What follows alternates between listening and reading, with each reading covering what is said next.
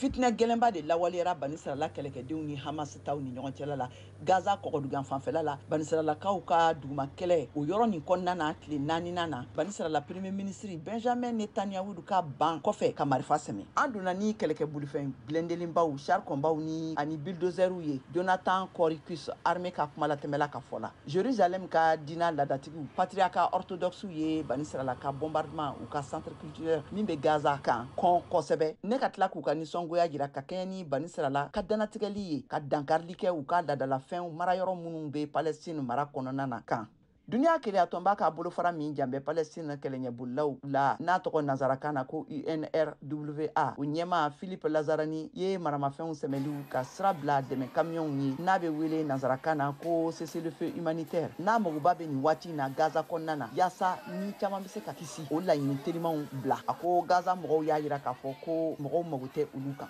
Hamas ka jate kura ye a jira k'a fɔ k'u ka mɔgɔ 8,550 ɲɔgɔnna de fagara kuruba la denmisɛnnin 7,542 jate bɛ minnu cɛla la awa jogintaw olu jate bɛ fo 21,000 sanfɛ kabini ni fitinɛ nin daminɛna banisiralakaw ka maa 1,800 fagara minnu fanba bɛɛ tun ye sibiliw ye octobre kalo tile 7 binkanniw na u ka ɲɛmaw ka fɔ la